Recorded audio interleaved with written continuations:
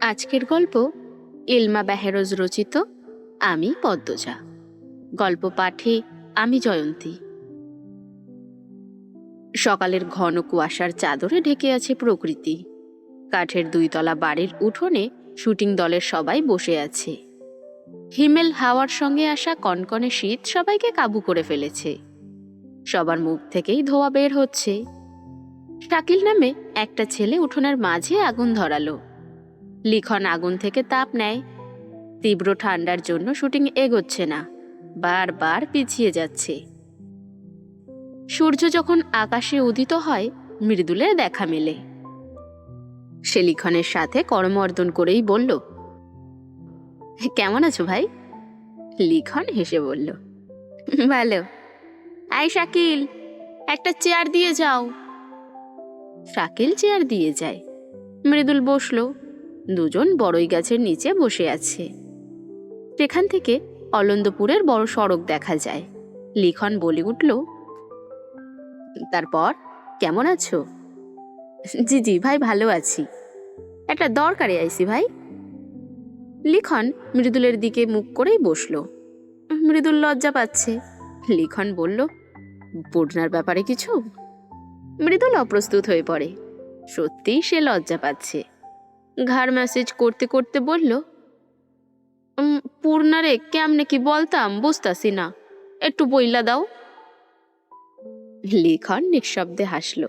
মৃদুলের সাথে যতবার তার দেখা হয় ততবার সে হাসতে বাধ্য। মৃদুল বলে উঠল, আমির ভাই আর তুমি এসব অনেক ভালো বুঝো। আমির ভাইরে ডর লাগে, তাই তোমার কাছে আইছি। লিখন বলল, এটা কোনো ব্যাপার? তারপর দূরের পথেই চেয়ে বলে উঠল, আমার একটা ইচ্ছে ছিল। শীতের জোছনায় নৌকো নিয়ে মাঝ নদীতে যাব। নৌকায় আমি থাকবো, আর যাকে ভালোবাসি সে থাকবে। চারিদিক থেকে জ্যোৎস্না টুপ টুপ করে পড়বে। সেই সময়টাকে সাক্ষী রেখে বিয়ের প্রস্তাব দেব, মনের সব অনুভূতি জানাবো। কিন্তু আমার ভাগ্যে সেই সময়টা আসেনি। তুমি চেষ্টা করতে পারো। লিখনের কথা মৃদুলের খুব পছন্দ হয়। সে প্রফুল্লিত হয়ে বলে উঠল, সুন্দর বলছো ভাই। তারপরে মুখ গমট করে বলে, কিন্তু এখন তো জ্যোৎস্না নাই। শুনেছি শুক্রবার জ্যোৎস্না রাত, আমাদের জ্যোৎস্না নিয়ে কাজ আছে। নায়িকারে ভালোবাসার কথা বলবেন নাকি? না, নায়িকা মারা যাবে। মৃদুল উঠানের দিকেই তাকিয়ে বলল, ভাই নায়িকা কোনটা? লিখন আঙ্গুলের ইশারায় একটা মেয়েকেই দেখিয়ে বলল, নীল শাল পরা মেয়েটা। মৃদুল মেয়েটাকে দেখেই বলল, এ তো আসমানের পরী। লিখন হাসল, বলল, পূর্ণার সামনে এই কথা বলিও না। দুজনেই একসাথে হাসল। আরো অনেক কথা বলল। মৃদুল কথার ফাঁকে খেয়াল করেছে, যে মেয়েটিকে লিখন নায়িকা বলেছে সেই মেয়েটি বারবার লিখনের দিকে তাকাচ্ছিল, দৃষ্টি অন্যরকম। মৃদুল লিখনকে বলল, ভাই নায়িকা বোধহয় তোমারে পছন্দ করে। লিখন ফিরে তাকাতেই মেয়েটি দ্রুত চোখ সরিয়ে নেয়। লিখন মৃদুলকে বলল, আর ওদিকে তাকিও না, তোমার ধারণা সত্য। মৃদুল উৎসুক হয়ে এগিয়ে আসে, আগ্রহ নিয়ে বলে, ওনার নাম কি? পরহিন ত্রিধা। মাশাল্লাহ, নামের মতোই সুন্দর, তোমার সাথে কিন্তু মানাবে। লিখন স্মিত হেসে বলল, মানায় তো কতজনের সাথে, আমরা কি সবাইকে পাই? মৃদুল নাসূচক মাথা নাড়ালো। লিখন বলল, ত্রিধা ছেলে মানুষ, নতুন এসেছে মিডিয়া জগতে। শুনেছি আমার জন্য নাকি মিডিয়া জগতে এসেছে। আমি যাকে ভালোবাসি তাকে ভুলিয়ে দিয়ে নিজের জায়গা করে নিবে, এটা কি ছেলে মানুষই ভাবনা নয়? লিখন হাসলো মৃদুলও। লিখন বলল, আমরা জীবনে অনেক কিছুই চাই, কিন্তু সবকিছু পাই না। এটা সম্ভব নয়। আমার কি নেই? সব আছে, কোনো কিছুর অভাব নেই, শুধু একটা অংশই ফাঁকা। সেই অংশটা কখনো পূর্ণ হবে নাকি জানি না। পূর্ণ হবে একদিন এটা ভাবাও ঠিক নয়, কারণ যাকে চাই সে পরস্ত্রী। তবু মন ভেবে ফেলে, যদিও এই আশা পূর্ণ হয়, আমার বর্তমানে যা কিছু আছে তা থেকে কিছু একটা হারিয়ে যাবে। এটাই দুনিয়ার নিয়ম, নিয়তি। কিছুর অভাব না থাকলে তুমি কার পেছনে দৌড়বে, কিসের আশায় বাঁচবে? অপূর্ণতা একধারে সৌভাগ্য, আবার দুর্ভাগ্য। তুমি অনেক বুঝো ভাই।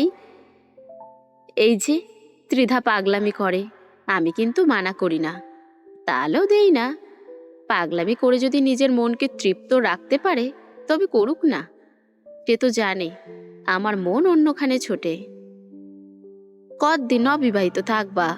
এইবারে বিয়া কইরা নাও। আম্মা চিঠি পাঠিয়েছেন, কোনো রাজনীতিবিদের মেয়ের সাথে বিয়ের কথা চলছে। এইবার ফিরে বিয়ে করতেই হবে, নয়তো নাকি বিষ খেয়ে আত্মহত্যা করবেন। এটা কোনো কথা? এইবার বিয়া কইরে নেওয়া দরকার। খালাম্মারও তো ইচ্ছে করে ছেলের বউ দেখার। মৃদুল, তুমি সব জানো, তুমি খুব ভালো ছেলে, ভালোবাসাও বুঝো, তাই তোমার সাথে কিছু কথা বলি। পদ্মজা শুধু একটা নাম না, আমার মনে হয় পদ্মজা শব্দটা একটা প্রাণ, আমার বেঁচে থাকার অনুপ্রেরণা। আমি খুব খারাপভাবে পদ্মজাতে ফেসে গেছি।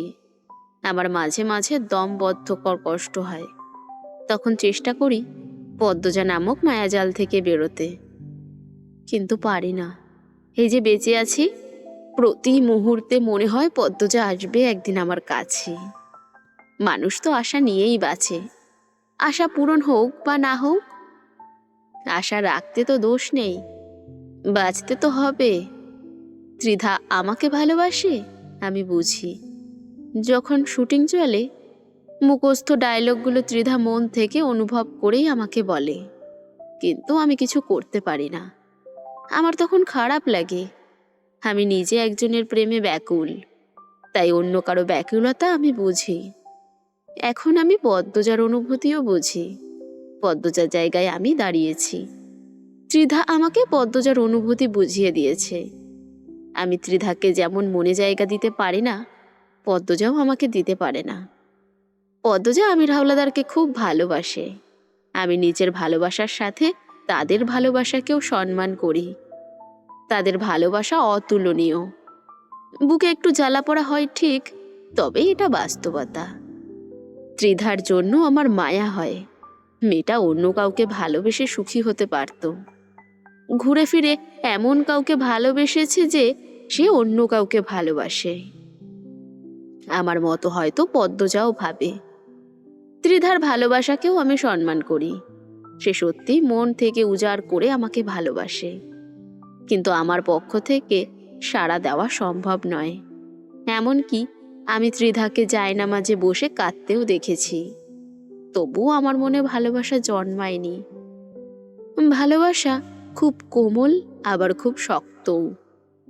কিছু মানুষ একজনকেই ভালোবাসার জন্য জন্মায়, অন্য কারো ভালোবাসা তাকে ছুঁতে পারে না। তার মধ্যে আমি একজন, হয়তো পদ্মজাও তার মধ্যে আরেকজন। এটা ভাবতেও খারাপ লাগে, ত্রিধা ভালোবাসে আমাকে, আমি ভালোবাসি পদ্মজাকে, পদ্মজা ভালোবাসে আমির হাওলাদারকে। সবার ভালোবাসাই সত্য। কি কাণ্ড! এই পৃথিবীর সুখী মানুষ কারা জানো? তোমার মতো মানুষরা। মৃদুল মোহবিষ্ট হয়ে পড়েছে। সে অবাক হয়ে বলে, আমার মতো? হ্যাঁ, তোমার মতো। তুমি পূর্ণাকে ভালোবাসো, পূর্ণাও তোমাকে ভালোবাসে। তোমাদের তৃতীয় ব্যক্তির যন্ত্রণা সহ্য করতে হয় না। এই ভালোবাসাকে কখনো হারাতে দিও না। কপাল গুণে যাকে চাও সেও তোমায় চায়। কখনো অসম্মান করো না, ধরে রেখো ভালোবাসা খুব দামি, যা সবাই পায় না। আমাদের জীবনে মা, বাবা, নানা, নানি, দাদা, দাদি, ভাই, বোন, অনেক মানুষ আছে যারা আমাদেরকে ভালোবাসে। তবুও আমরা জীবনসঙ্গীর জন্য পাগল হই। তার ভালোবাসা পাওয়ার জন্য আকুল হয়ে থাকি। তার ভালোবাসা ছাড়া নিজেকে শূন্য মনে হয়। এই মায়া পৃথিবী সৃষ্টির পর থেকেই হয়ে এসেছে। আমিও তেমন একজনের ভালোবাসা পাওয়ার জন্য আকুল হয়ে আছি। ঝাপসা ভরে হাঁটছি। এই জায়গাটা অন্য কাউকে দেওয়া সম্ভব নয়। তাই আমি বিয়ে করব না। কোনো মেয়েকে জীবন্ত হত্যা করার অধিকার আমার নেই। আমাকে যে বিয়ে করবে সে সুখী হবে না। আমি পারবো না। আমি স্বামী হিসেবে ব্যর্থ হয়ে যাব, কলঙ্ক লেগে যাবে। আমি সেটা হতে দেব না। মনে একজনকে রেখে আরেকজনকে বিয়ে করে তাকে সুখী করা একটা চ্যালেঞ্জ। আমি এই চ্যালেঞ্জটা নিতে পারবো না, কারণ আমি শতভাগ নিশ্চিত এই চ্যালেঞ্জে আমি হেরে যাব। যে যাই ভাবুক, একটাই জীবন কাটিয়ে দেব। ভালোবেসে যাওয়াতেও শান্তি আছে। নিজের স্বার্থে সেই শান্তি আমি নষ্ট করব না। বিয়ের কথা আর কখনো বলো না। আম্মাকে আমি সামলে নেব। তুমি পূর্ণাকে দ্রুত বিয়ে করে নাও। যাই হয়ে যাক, কেউ কারো হাত ছাড়বে না। একজন পিছিয়ে গেলেই কিন্তু সব শেষ। মৃদুল লিখনের এক হাত ধরেই বলল, ভাই, তোমারে কি বলবো আমি বুঝতাছি না, কিন্তু পূর্ণারে আমি মরে গেলেও ছাড়ব না। আমি আমার সৌভাগ্য ধরে রাখব। লিখন মৃদুলের কাঁধে হাত রেখেই বলল, ভালো প্রেমিক হয়ে ওঠো, ভালো স্বামী হয়ে উঠো। তুমি বসো, শুটিং শুরু হবে, আবার পরে কথা হবে। যাও ভাই। শুটিং শুরু হয়। মৃদুল উঠে আসে। ত্রিধা নামক সুন্দরী মেয়েটির পরনে শাড়ি, কোমর সমান লম্বা চুল, রূপে কোনো কমতি নেই। তাও ত্রিধা লিখনের আকর্ষণ পাচ্ছে না। ভালোবাসা এত অদ্ভুত কেন হয়? মৃদুল ত্রিধাকে খেয়াল করে। ত্রিধা লিখনের দিকে তাকানোর দৃষ্টি অভিনয় নয়, একদম পূর্ণার মতো। পূর্ণা যেভাবে তার দিকে তাকায় ঠিক সেরকমই। লিখন ত্রিধার হাতে হাত রাখতেই ত্রিধার চোখে মুখে আনন্দ ছিটিয়ে পড়ে। একমাত্র শুটিংই পারে তাকে লিখনের কাছাকাছি নিয়ে আসতে। মৃদুলের শরীরটা কেমন করে ওঠে। ভালোবাসার জগতে কত রূপের ভালোবাসা রয়েছে। পূর্ণার কথা খুব মনে পড়ছে। মৃদুল লিখনকে না বলেই বেরিয়ে পড়ে। বড়ই গাছের নিচে দুটো খালি চেয়ার পড়ে থাকে। চারিদিকে মিষ্টি রোদ ছড়িয়ে পড়েছে। সকাল সকাল পূর্ণা, প্রেমা, বাসন্তী, প্রান্ত সবাই মিলে হাওলাদার বাড়িতে চলে আসে। সবাই খুব চিন্তিত। তারা নিজের চোখে পদ্মজাকে দেখতে চায়। পদ্মজা গলায় মাফলার পরেছে, যেন গলার দাগ না দেখা যায়। তার ঘরের সামনে একজন লোক সবসময় ঘুরঘুর করছে। আমির পাহারাদার রেখেছে। এছাড়া নজর রাখার জন্য লতিফা তো আছেই। পূর্ণা প্রেমা ঘরে ঢুকেই চিৎকার করে আপা বলে পদ্মজাকে জড়িয়ে ধরল। পদ্মজা যেন প্রাণ ফিরে পায়। খুশিতে তার চোখে জল চলে আসে। সে দুই বোনের মাথায় চুমু দিয়ে বলে, আমার বোনেরা। পদ্মজার গালের ক্ষতস্থান সবার আগে প্রেমা খেয়াল করল। সে প্রশ্ন করল, আপা, তোমার গালে কি হয়েছে? পদ্মজা হাসার চেষ্টা করে বলল, ব্যথা পেয়েছি। পূর্ণা পদ্মজার ক্ষতস্থান ছুঁয়ে বলল, আপা, এতটা কেমনে হলো? কবে হলো? আমির ঘরে প্রবেশ করে। পূর্ণার জবাব দেয়, ঢাকা যাওয়ার পথে দুর্ঘটনা ঘটে। পদ্মজা আমিরের দিকে তাকালো। রাতের পর আর তার সাক্ষাৎ পাওয়া যায়নি। ফজরে অন্দরমহলে রিদওয়ান নিয়ে এসেছে। আমির পদ্মজার দিকে তাকালো না। সে টেবিলের উপর থেকে একটা কলম তুলে নিল। তারপর আসছি বলে চলে যায়। পদ্মজার মুখে বসিয়ে গেছে বানানো কথা। পূর্ণা উত্তেজিত হয়ে প্রশ্ন করে, আপা, দুর্ঘটনা মানে? কেমনে কি হইল? পদ্মজার মিথ্যে বলতে অস্বস্তি হচ্ছে। সে বলল, যা হয়ে গেছে হয়েই গেছে, এখন তো ভালো আছি। দুর্ঘটনা মনে রাখতে নেই, এসব নিয়ে কোনো আলোচনা না। পূর্ণার খুব কষ্ট হচ্ছে। পদ্মজার ফর্সা গালে ক্ষতটা ভেসে আছে, ভয়ানক দেখাচ্ছে। পূর্ণা পদ্মজাকে জড়িয়ে ধরে। পদ্মজা টের পায় পূর্ণা কাঁদছে। পূর্ণা এত কেন ভালোবাসে? পদ্মজা পূর্ণার মাথায় হাত বুলিয়ে দিতে দিতে বলল, কাঁদে না, এতটুকুর জন্য কেউ কাঁদে? পূর্ণা কান্নামাখা স্বরেই বলল, মনে হচ্ছে আমি ব্যথা পেয়েছি। পদ্মজা পূর্ণাকে সামনে দাঁড় করায়।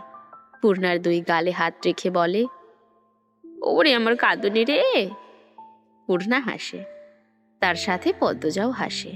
হাসি প্রেমা, প্রান্ত, বাসন্তী। পদ্মজার পাতাল ঘরে থাকা মেয়েগুলোর কথা মনে পড়ে যায়। সেই মেয়েগুলোরও মা, বোন, বাবা তো অপেক্ষা করে আছে, আশায় আছে একদিন তাদের মেয়ে বোন ঘরে ফিরবে। পদ্মজার বুক ফুঁড়ে দীর্ঘশ্বাস বেরিয়ে আসে। কিছুতেই মেয়েগুলোকে কুরবানি হতে দেওয়া যাবে না। সে তার সব কিছু ত্যাগ করে হলেও বাঁচাবে। পূর্ণারা দুপুরে চলে যায়। আমির ঘরে আসে। দরজা থেকে পদ্মজাকে বলে, কারো কাছে কিছু বলার চেষ্টা করবে না, বোনদেরও না। নিজেকে নিয়ন্ত্রণে রাখবে। কাউকে কিছু বললে তোমার বোনদের ক্ষতি হবে। বাইরে শান্টু আছে, বাড়ির গেটেও দুজন আছে। বাইরে থেকে কেউ যেন না আসে, শুধু তোমার পরিবার ছাড়া। বেরোবার চেষ্টা করো না। আমির কথা শেষ করে ঘুরে দাঁড়ায়। পদ্মজা প্রশ্ন করে, আম্মার কাছে আমাকে যেতে দেওয়া হচ্ছে না কেন? আম্মা অসুস্থ, ওনাকে আমি দেখতে চাই। বলে দিচ্ছি, যেতে দেবে। পূর্ণাকে বিয়ে দিতে চাই, খুব দ্রুত, প্রেমাকেও। আমির ঘুরে দাঁড়ায়, বলল, প্রেমাকেও কেন?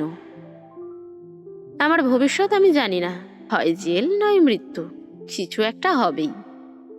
তাৎক্ষণিক আমির কিছু বলার মতো সুযোগ পেল না। সময় নিয়ে বলল, মৃদুল আর পূর্ণাকে গতকাল সন্ধ্যায় মেলায় দেখেছি। মৃদুলের সাথে কথা বলতে পারো। পদ্মজা অবাক হয়ে জানতে চাইল, সত্যি? কি করছিল? মেলায় কি করতে যায়? পদ্মজা বুঝতে পারে। সে বলল, ছোট ভাই আপনার মতো না, তার কোনো নিশ্চয়তা আছে? মৃদুল আমাদের বংশের না, তাই আমার সাথে নেই। বাইরে কিছু করে নাকি জানি না। পদ্মজার জবাব না শুনেই আমির চলে যায়।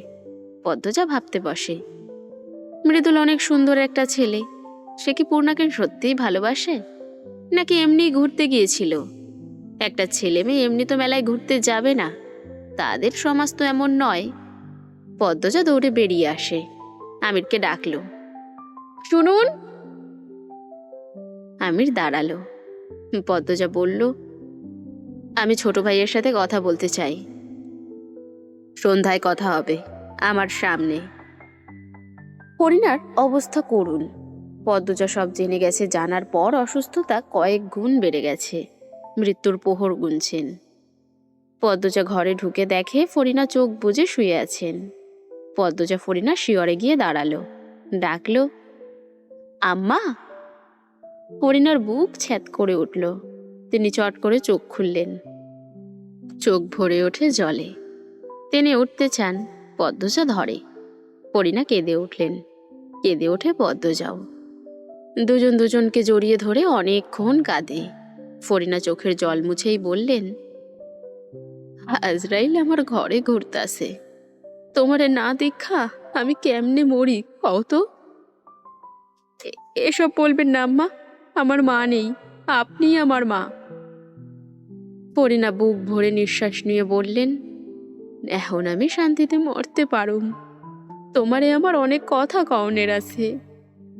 পদ্মজা ফরিনার এক হাত মুঠোয় নিয়ে ভেজা কণ্ঠেই পড়ল, আপনার ছেলের সম্পর্কে সব জানি আম্মা, আমার বিশ্বাস করতে খুব কষ্ট হচ্ছে।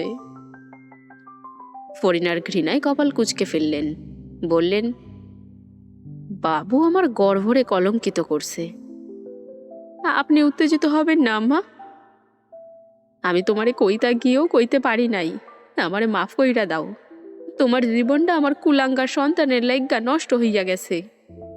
ও মা, ওরা তোমারে মারছে? না আম্মা, আমাকে কেউ মারেনি। আপনি শান্ত হন, আমি চলে এসেছি। আপনি সুস্থ হয়ে যাবেন, আপনার আর কষ্ট হবে না। ফরিনা চোখ বড় বড় করে তীব্র ঘৃণা আর রাগ নিয়েই বললেন, আমি যদি মইরা যাই, তুমি বাবুর বাপের মাথাটা কাইটটা আমার কবরে রাইখা আইবা।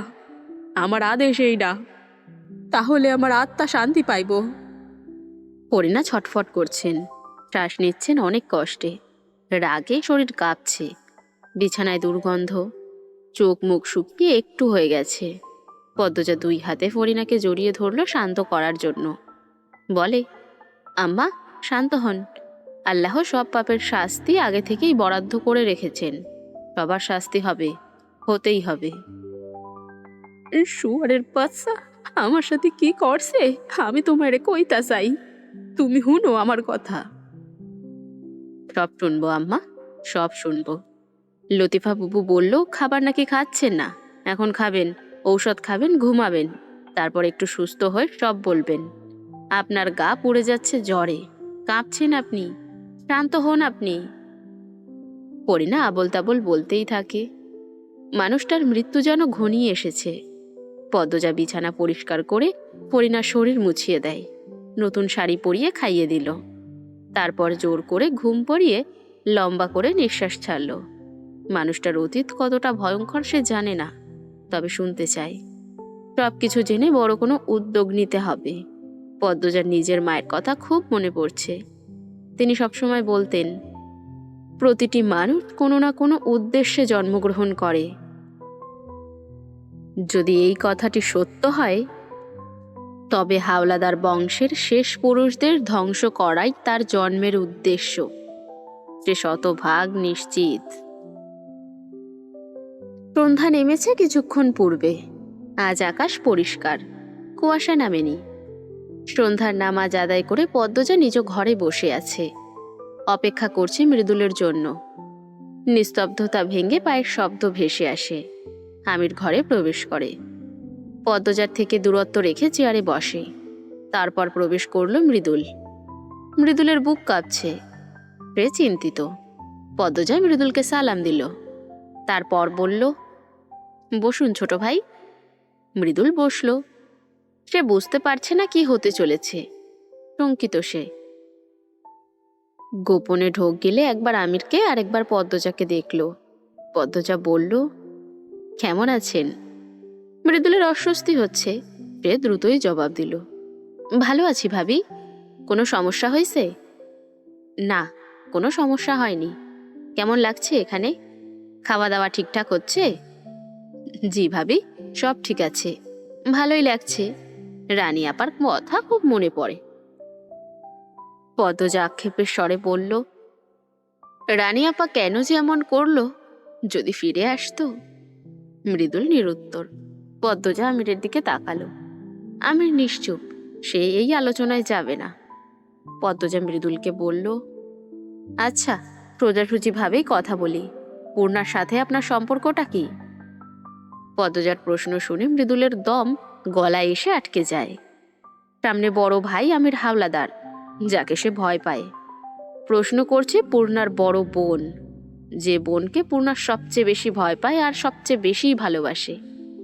এমন পরিস্থিতিতে যারা পড়েছে তারাই বুঝবে কেমন হয় তখন। মৃদুলকে চুপ করে থাকতে দেখে পদ্মজা বলল, বলুন ছোট ভাই। মৃদুল বুক ভরে নিঃশ্বাস নিয়ে আবারও ছাড়ল, তারপর বলল, কোনো নাম নাই, আমি পূর্ণারে পছন্দ করি, আর পূর্ণা আমারে। পদ্মজার বুক থেকে ভারী বোঝাটা নেমে যায়।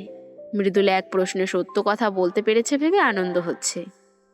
কথাবার্তা বাড়ানো সম্ভব নয়, হাতে সময় নেই। তাই সে নড়ে চড়ে বসেই বলল, আপনি বা আপনার পরিবার বিয়ের জন্য প্রস্তুত আছেন? পূর্ণাকে বিয়ে করতে চান? মৃদুল আবারও আমির পদ্মজাকে দেখল। আমির তার দিকে এক ধ্যানেই তাকিয়ে আছে। সে নীরব দর্শক। মৃদুল বুঝতে পারছে না কিভাবে জবাব দিলে ভদ্র দেখাবে। প্রেমিকার অভিভাবকের সাথে কথা বলার জন্য আলাদা কলিজা লাগে।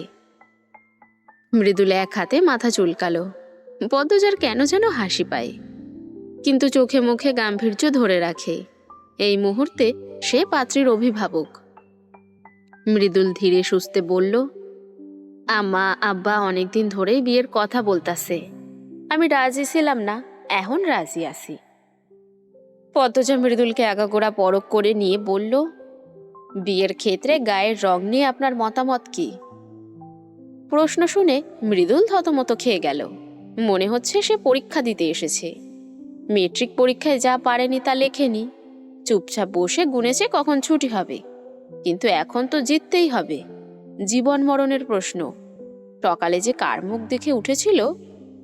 মৃদুল মুখখানা একটুখানি করে বলল, জানি না ভাবি, আমার চোখে আগে কালা সাদার ভেদাভেদ ছিল, কিন্তু এখন নাই। কেন নাই জানি না। হুট করেই মনে হইতেছে চামড়ায় যায় আসে না, মনের টান্ডাই আসল। যারে ভালোবাসা যায় তার সবকিছুই ভালোবাসা যায়, সবকিছুর উপরে ভালোবাসা, ভালোবাসার সামনে সবকিছুই তুচ্ছ। মৃদুলের কথা শুনে পদ্মজার বুকটা কেমন করে ওঠে। সে আর চোখে আমিরের দিকে তাকালো, আমিরও আর চোখে তাকায়। দুজনের চোখাচোখি হতেই আমির উঠে চলে যায়। মৃদুল ভ্যাবাচাকা খেয়ে গেল। বলল, ভাবি, ভুল কিছু কইছি? ভাই রাগ কইরা চলে গেল? পদ্মজা লুকোনো যন্ত্রণা হজম করে নিয়েই বলল, ভালো কথা বলেছেন, আমি কথা বাড়াবো না। পূর্ণাকে বিয়ে করতে ইচ্ছুক হলে দ্রুত নিজের বাড়ি ফিরে যান, অভিভাবক নিয়ে আসুন, আমি আমার বোনকে বিয়ে দেব। আপনার পরিবার রাজি থাকলে আমার আপত্তি নেই। আমার বোন আমার দায়িত্বে। আমি চাই না সে বিবাহ বহির্ভূত সম্পর্কে দীর্ঘদিন থাকুক। আশা করি দ্রুত সবকিছুই হবে। মৃদুল খুব অবাক হয়। সে ভেবেছিল পদ্মজা রাজি হবে না, তাকে রাজি করাতে অনেক কাঠ খড় পুরাতে হবে, কিন্তু পদ্মজা তো রাজি। মৃদুলের নিজেকে সৌভাগ্যবান মনে হতে থাকে। সকালে কোন সৌভাগ্যবানের মুখ দেখে উঠেছিল মনে করতে পারলে সে তাকে একটা খাসি দিবে বলে ভাবে। মৃদুল চট করে চেয়ার ছেড়ে উঠে পদ্মজাকে সালাম করতে ঝুঁকল। পদ্মজা আকস্মিক ঘটনায় হতভম্ব হয়ে যায়। সে দ্রুত বিছানার উপর পা তুলে ফেলল আর বলল, আস্তাগফিরুল্লাহ, ছোট ভাই আপনি আমার বড়। মৃদুল আনন্দে আত্মহারা, তার মধ্যে প্রবল উত্তেজনা কাজ করছে। কি করবে না করবে বুঝে উঠতে পারছে না। এত দ্রুত হুট করে এমন সুন্দর প্রস্তাব পাবে সে ভাবেনি। ঠোঁটে হাসি রেখেই বলল, আমি শনিবারেই বাড়ির যাব, রোববারেই আম্মা আব্বারে নিয়ে আসবো, আপনি চিন্তা কইরেন না। মৃদুলের নিঃশ্বাস শোনা যাচ্ছে, সে ভীষণ উত্তেজিত বোঝাই যাচ্ছে। পদ্মজা পানি খেতে বলল। মৃদুল পানি পান করে, তারপর বলল, আসি ভাবি। যান, আল্লাহ আপনার ভালো করুক। মৃদুল তাড়াহুড়ো পায়ে বেরিয়ে যায়। পদ্মজা হাসে। মৃদুল একদম পূর্ণার মতো ছটফটে চঞ্চল। আমির জানালার ধারে দাঁড়িয়েছিল। পদ্মজাকে হাসতে দেখে তার ঠোঁটে হাসি ফুটে ওঠে। ধীর পায়ে জায়গা ত্যাগ করে বারান্দার গ্রিল ধরে দাঁড়ায়। দূর আকাশে চোখ রেখে কি যেন ভাবে। তখন রিদওয়ান আসে, আমিরকে জানায় শুক্রবারে সমাবেশ হচ্ছে না। আমির প্রশ্ন করল, কেন? শীতের কাপড় এখনো আসেনি, কাল দিন পরই শুক্রবার। আব্বার কাজই এমন, ভাগ্য ভালো গ্রামবাসীকে আগে দাওয়াত দেওয়া হয়নি, শুধু চেয়ারম্যানদের দেওয়া হয়েছিল। সমাবেশ যে হচ্ছে না তাদের জানানো হয়েছে? হয়েছে। তুই কি আমার সাথে বের হবি? আমি অন্যদিকে যাব। রাতের ঘটনা শুনলাম, আরভিদের লাশটা কি করা হয়েছে? যা করা হয় তাই করা হয়েছে। বাঁচানোর চেষ্টা করা হয়েছিল, অতিরিক্ত রক্তক্ষরণের জন্য সম্ভব হয়নি। আমি ঘুমে না থাকলে এমন কিছুই হতো না। আমিরের মেজাজ বিগড়ে যায়। বলল, তো ঘুমালি কেন? তুই বউয়ের প্রতি দরদ দেখিয়ে আমাদের দলের একজন বিশ্বস্ত শক্তিশালীকে হারালি। আমির কিছু বলল না। রিদওয়ান বলল, পদ্মজার বুকেও ভয় ডর নাই, সব তোর দোষ। আমির ক্রোধ নিয়ে বলল, আমার সাথে গলা উঁচিয়ে কথা বলবি না। কি করবি? মারবি? মার। আমির দাঁতে দাঁত লাগিয়ে কিরমির করে বলল, রিদওয়ান, মুখ নিয়ন্ত্রণ কর, নয়তো বিছানায় না সোজা কবরে যাবি। পুরনো প্রতিশোধ নিয়ে নেব। রিদওয়ান আমিরের দিকে অগ্নি দৃষ্টি ছুড়ে দিয়ে চলে যায়।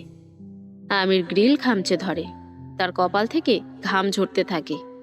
রেগে গেলেই তার কপাল ঘামে। ফরিনার ঘর অন্ধকারে ডুবে আছে। মজিদ হাওলাদার আলাদা থাকেন। পদ্মজা ঘরে ঢুকে আগে হারিকেন জ্বালালো। বিছানার এক কোণে রেখে ফরিনার পাশে বসল। ফরিনা ঘুমোচ্ছেন, নিঃশ্বাস নিচ্ছেন ঘন ঘন। দেখে মনে হচ্ছে কেউ রুহর গলা চেপে ধরে রেখেছে। ফরিনা নিঃশ্বাস নেওয়ার জন্য ছটফট করছেন। পদ্মজার বুকটা ব্যথায় ভরে ওঠে। সে ফরিনার চুলে বিলি কেটে দেয়। আরেক হাতে ফরিনার এক হাত শক্ত করে ধরে। হাত দুটো নিস্তেজ, নরম, যেন মরে গেছে। পদ্মজার কষ্ট হয়। মনে পড়ে প্রথম হাওলাদার বাড়িতে প্রবেশ করার কথা। কত মানুষ ছিল। লাবণ্য বিলেত পড়তে চলে গেল। শুনেছে লাবণ্য বিলেতের এক ছেলেকে বিয়ে করতে চলেছে। আমির অনুমতি দিয়েছে। ফরিনা কষ্ট পেয়েছেন। রানী আপা কোথায় চলে গেল কে জানে। কষ্টের পরিমাণ কতটা বেশি হলে একটা মানুষ এভাবে হারিয়ে যায়। মদনকে আজ সারাদিন দেখেনি সে। কোথায় সে? ফরিনা চোখ খুললেন। পদ্মজাকে দেখে মৃদু হাসলেন। পদ্মজা বলল, কেমন আছো আম্মা? কোথাও কষ্ট হচ্ছে? ফরিনা পদ্মজার এক হাত ধরেই বলল, তুমি আইসো মা। আসছি আম্মা, কিছু লাগবে? ফরিনার কথা বলতে খুব কষ্ট হয়। সারা শরীরে আগুন পোড়ানো, জ্বালা পোড়া। ঘরটাকে মৃত্যুপুরী মনে হয়। পৃথিবী তাকে আর রাখতে চাইছে না। ঠেলে যেন সরিয়ে দিচ্ছে অজানা জগতে। তিনি সময় নিয়ে বললেন, কিছু লাগবো না মা, তুমি আমার ধারে থাকো। পদ্মজা ফরিনার মাথায় হাত বুলিয়ে দিয়ে বলল, আছি আম্মা, আমি আছি। ফরিনা হারিকেনে নিভু আলোয় পুরো ঘরটাকে দেখলেন। পদ্মজাকে দেখলেন। আচমকা ডান পা বিরতিহীনভাবে কাঁপতে থাকে। তিনি পদ্মজার শাড়ি খামচে ধরে ভয়ার্ত স্বরে বললেন, আমার নিয়ে যাইতেছে, আমার ধরো পদ্মজা, আমার ধরো, আমার নিয়ে যাইতেছে। এই যা যা, এখান থেকে যা। তিনি কাঁদতে থাকেন। পদ্মজা ভয় পেয়ে যায়। এক হাতে ফরিনার ডান পা চেপে ধরে। ধীরে ধীরে কাঁপাকাঁপি থেমে যায়। পদ্মজা দ্রুত ফরিনাকে পানি পান করালো। তারপর বলে উঠল, কিছু হয়নি আম্মা, কেউ নেই এখানে, আপনি মিছিমিছি ভয় পাচ্ছেন। ফরিনা ভীত কণ্ঠে উচ্চারণ করলেন, কেউ নেই? না, নেই। ঘুমানোর চেষ্টা করুন আম্মা। ফরিনা পদ্মজার দুই হাত আঁকড়ে ধরেই চোখ বোঝেন। পদ্মজা ছাড়া মানুষটার কেউ নেই। তিনি পদ্মজাকে কতটা বিশ্বাস করেন, ভরসা করেন, সেটা হাত ধরে রাখা দেখেই বোঝা যাচ্ছে। বসে থাকতে থাকতে পদ্মজার চোখ দুটি লেগে আসে। তখন ফরিনা চোখ খুলে বললেন, আমার আম্মার নাম ফুলবানু আসিল, রামপুরার সেরি। পদ্মজার ঘুম ছেড়ে যায়। সে নড়ে চড়ে বসে। আরও একটা জীবনের গোপন অধ্যায়ের সাক্ষী হতে চলেছে পদ্মজা। ফরিনার চোখের দৃষ্টি ছাদে। তারা দুজন ছাড়া কোথাও কেউ নেই। বাইরে থেকে শিয়ালের হাঁক ডাক ভেসে আসছে। ফুলবানু দেখতে সুন্দর ছিল বলে তার নাম ফুলবানু হয়। ফুলবানুর মা মারা যায় যখন ফুলবানুর বয়স 6। বাবার আদরেই বড় হয়। যখন ফুলবানুর 14 বছর বয়স তখন বনেদি এক পরিবার থেকে বিয়ের প্রস্তাব আসে। তাদের যৌতুকের চাহিদা অনেক, তাও ফুলবানুর বাবা রাজি ছিলেন। জমি জমা, গরু ছাগল বেচে মেয়ের বিয়ে দিলেন। একটাই যে মেয়ে ছিল। মেয়ের সুখী সব। ফুলবানুর সংসার 2 মাসের বেশি ভালো যায়নি। স্বামী চাপ দেয় যৌতুকের জন্য। ফুলবানু সে খবর তার বাবার কাছে পাঠায়। ফুলবানুর বাবা শেষ সম্বল বাড়িটিও বিক্রি করে দেন। মেয়েকে সুখী করে নিজে আজ নিরুদ্দেশ হয়ে গেছেন। বেছে নেন অনিশ্চিত জীবন। মানুষটার খবর আর পায়নি ফুলবানু। বেঁচে আছে নাকি মরে গেছে সে জানে না। বিয়ের বছর খানেকের মাথায় জন্ম হয় ফরিনার। ফুলবানুর শ্বশুরবাড়ি অপেক্ষায় ছিল ছেলের আশায়। মেয়ে দেখে তারা কপাল কুঁচকায়। এদিকে ফুলবানুর স্বামীর সম্পর্ক হয়েছে আর এক বনেদি ঘরের মেয়ের সাথে, যার বয়স ফুলবানুর স্বামীর চেয়েও বেশি। মেয়ে জন্ম দেওয়ার অপরাধে ফুলবানুকে সহ ফরিনাকে রাস্তায় ফেলে দেয় তারা। ফুলবানুর স্বামী বিয়ে করে বনেদি ঘরের সেই মেয়েকে যৌতুক দিয়ে ভরিয়ে দেয় ঘর। সেখানে ইতিম ফুলবানুর জায়গা হয়নি কিছুতেই। রাস্তায় কত অমানুষ ছিঁড়ে খায় তাকে। তবুও রক্তাক্ত অবস্থায় ফুলবানু ধরে রাখে তার আদরের একমাত্র কন্যা ফরিনাকে। মানসিক ভারসাম্য হারিয়ে অলন্দপুরের বাজার বেছে নেয় ফুলবানু। এক পাগলির মেয়ে হিসেবে বড় হতে থাকে ফরিনা। বয়স বাড়তে বাড়তে 12তে এসে ঠেকে।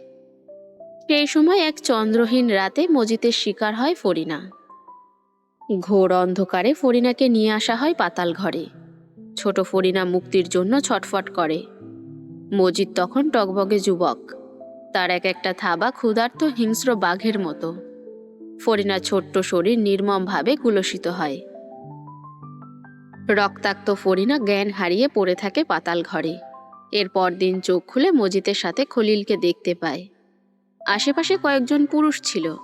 বাঁধা অবস্থায় ছিল 4টে মেয়ে। ফরিনার চোখের সামনে 4টে মেয়েকে বীভৎস ধর্ষণ করা হয়। ফরিনা ভয় কাঁপতে থাকে। সারা শরীরের ব্যথা ভুলে যায়। নৃশংসতার এই তাণ্ডব শেষ হওয়ার পর মজিদ ফরিনার কাছে আসে। তখন খলিল ফরিনাকে দেখে বলল, ভাই, এই সেরি তো ফুলবানুর। মজিদ প্রশ্ন করে, কোন ফুলবানু?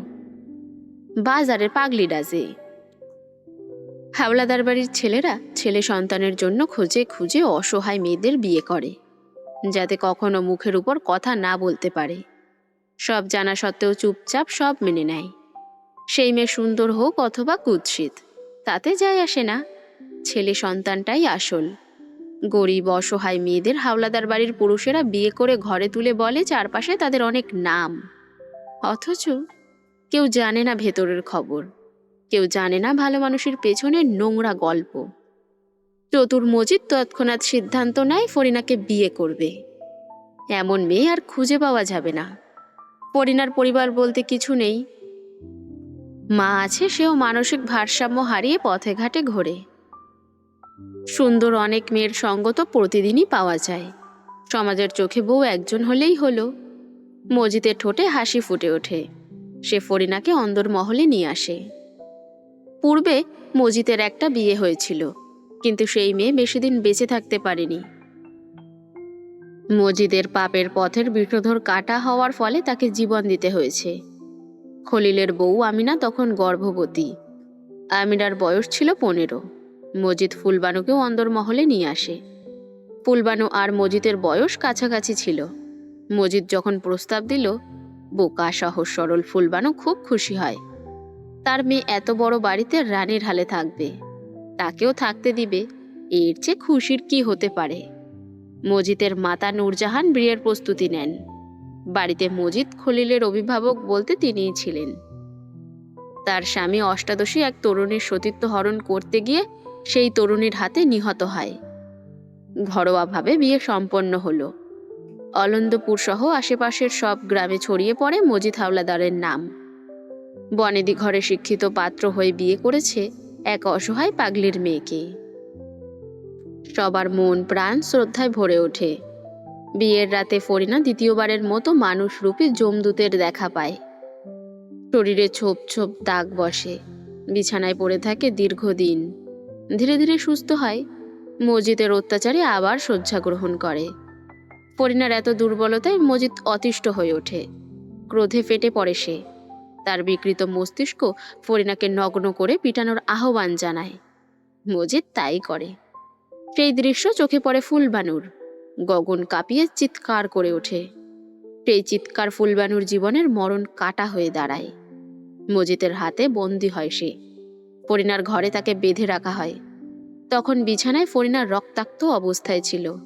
অস্পষ্ট স্বরে মা মা বলে চুপ হয়ে যায়। ফুলবানু চিৎকার করে মানুষজনকে ডাকে। কেউ শোনেনি তার চিৎকার। ফরিনাকে গলা ফাটিয়ে ডাকে, ফরিনা রে, ও মা, একটু দেখ আমারে, আমারে। নূরজাহান আমিনা সব শুনেও নিজেদের ঘরেই শুয়ে থাকে। আমিনা ভালো বংশের মেয়ে। তাকে বিয়ে করার কারণ সে মৃগীরোগী আর খুব ভীতু প্রকৃতির। আমিনার পিতা প্রভাবশালী। গ্রাম্য রাজনীতি সাহায্যের জন্য হাওলাদারদের প্রভাবশালী ক্ষমতাবান আত্মীয় প্রয়োজন ছিল। আমিনার আরও বোন ছিল, সুস্থ সুন্দর। কিন্তু মজিদ খলিলের জন্য পছন্দ করেছে রোগী ভীতু প্রকৃতির মেয়ে আমিনাকে। ফরিনাকে সুস্থ করার জন্য ফুলবানুকে ছেড়ে দেওয়া হয়। তবে এক ঘরে বন্দি করে রাখা হয়। কেটে যায় 3 থেকে 4 দিন। বাইরে ঝুম বৃষ্টি। ফুলবানু পরিণার মুখ ছুঁয়ে আদর করে বলে, আমার আম্মা। পরিণা ঠোঁট ভেঙে কেঁদে মায়ের কাছে অভিযোগ করে, আমারে অনেক মারে আম্মা, আমারে লইয়া যাও, এইখানে থাকুম না আমি। ফুলবানুর চোখ বেয়ে জল পড়ে, 2 হাতে মাথা চুলকায়। ফরিনা তাকে নদীর পাড়ে নিয়ে গোসল করিয়ে দিত। কেউ খাবার দিলে ফরিনা তার মাকে খাইয়ে দিত, নিজেও খেত। যাযাবর জীবনে ফরিনার দায়িত্বে ছিল তার মা। ফুলবানু সব কিছুতে শূন্য দেখে শুধু বুঝতে পারে তার মেয়েকে একজন লোক অত্যাচার করে। মনে হতেই ফুলবানুর দৃষ্টি অস্থির হয়ে পড়ে বারবার। এলোমেলোভাবে হাত পা নাড়াতে থাকে। দরজা খট করে শব্দ হয়। মজিদ ঘরে প্রবেশ করে। ফুলবানু তেড়ে এসে মজিদের চুল টেনে ধরে বাহুতে দাঁত বসিয়ে দেয়। মজিদ আকস্মিক ঘটনায় হতভম্ব হয়ে যায়, আর্তনাদ করে ওঠে। ফুলবানুর চুল শক্ত করে ধরে ধাক্কা দিয়ে ছুঁড়ে ফেলে। ফুলবানু মেঝেতে পড়তেই শব্দ হয়। ফরিনা কাঁদতে শুরু করে। ফুলবানু আবার উঠে দাঁড়ায়। রাগে কিড়মিড় করছে সে। মুখ দিয়ে অদ্ভুত শব্দ বের হচ্ছে। ফুলবানু কাছে আসতেই মজিদ ফুলবানুর তলপেটে লাথি দেয়। ফুলবানু ছিটকে পড়ে, গোঙাতে থাকলো। পরিণা ভয় জড়সড়। সে কাঁদতে কাঁদতে মজিদকে অনুরোধ করলো, আমার আম্মারে মাইরেন না, আপনি আমার আম্মারে মাইরেন না, আমার আমার আম্মায় কিচ্ছু বুঝে না।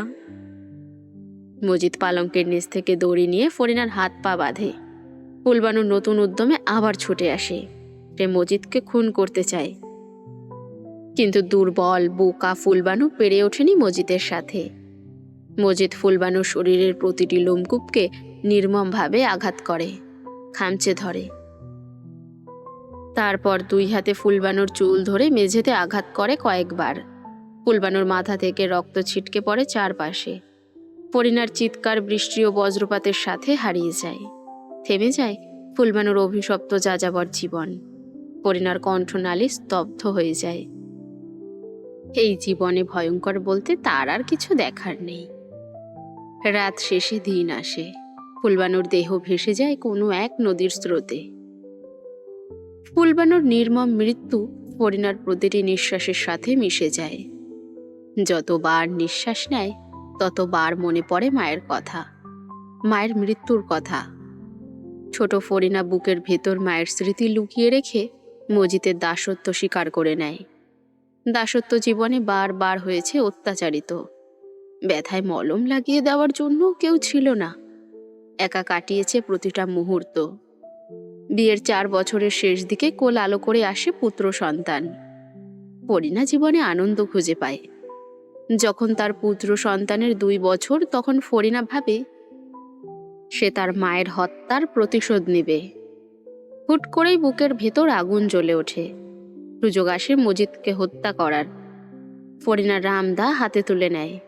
দুর্ভাগ্যবশত মজিদ টের পেয়ে যায়।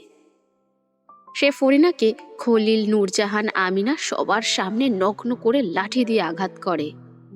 ফরিনা 2 হাতে দেওয়াল খামচায়, যেন দেওয়াল ছুটে এসে তার কাপড় হয়। তার লজ্জা ঢেকে দেয়, কিন্তু অসম্ভব ঘটনাটা ঘটেনি। ফরিনা হার মেনে নেয়, সহ্য করে নেয় সব। তার একমাত্র সন্তানকে নিয়ে সে বাঁচার স্বপ্ন দেখে, কিন্তু বুকের মণিকোঠায় রক্তাক্ত তাজা অবস্থায় রয়ে যায় তার মায়ের মৃত্যু। ফরিনা 2 চোখ বোঝে, গড়িয়ে পড়ে 2 ফোঁটা জল। ফরিনার বলা প্রতিটি কথা গুমড়ে গুমড়ে যেন দেওয়ালে বাড়ি খাচ্ছে। সেই শব্দে পদ্মজার মাথা ভন ভন করছে। তার চোখের জল বুক অবধি নেমে এসেছে। সে অনুভব করে তার বুকের ভেতর ধিকি ধিকি আগুন জ্বলছে।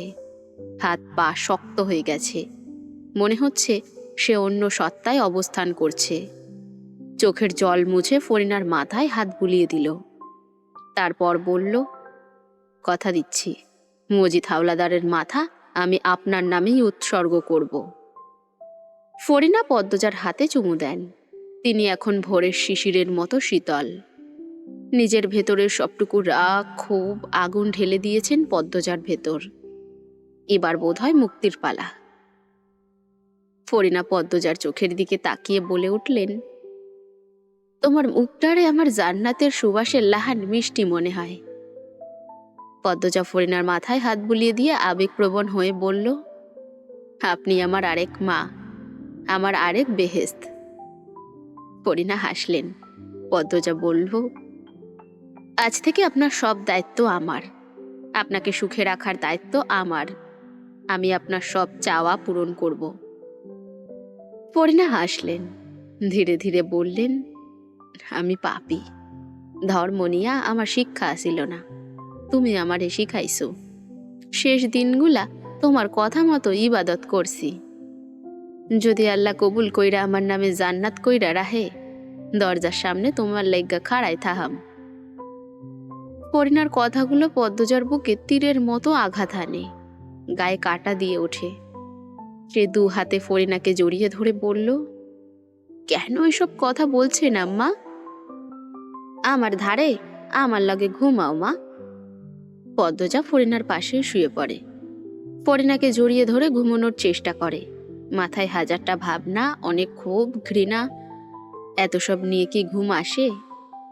দীর্ঘ সময় পর তার চোখ দুটি বন্ধ হয়। এর পরদিন সারা দিন ফরিনা কথা বলেননি, খাবার খাননি। বাড়ির কোনো পুরুষই বাড়িতে ছিল না। রাতে পদ্মজা শুতে আসে।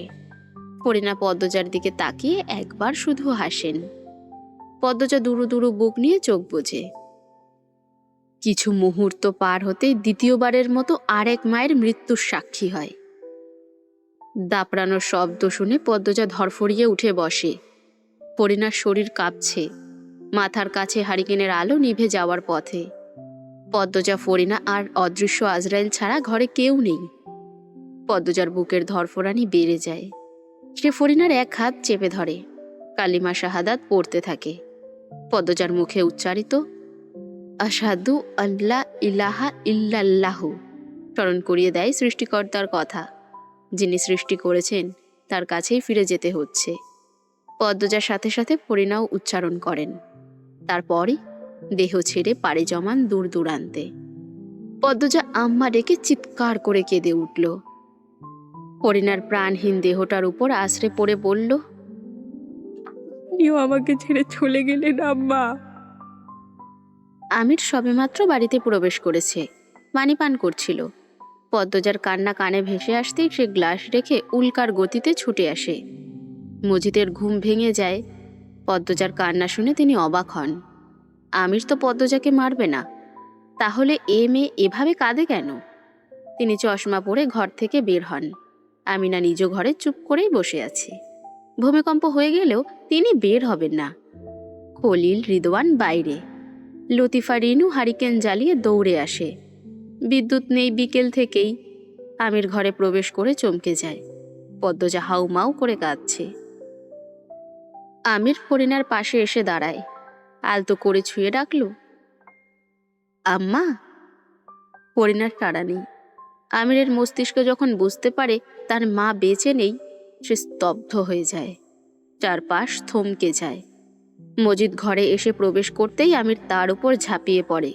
তার রক্তবর্ণ চোখ দুটি বেয়ে জল পড়ছে। সে রাগে কাঁপতে থাকে। মজিদকে এলো পাথারি ঘুষি দিল।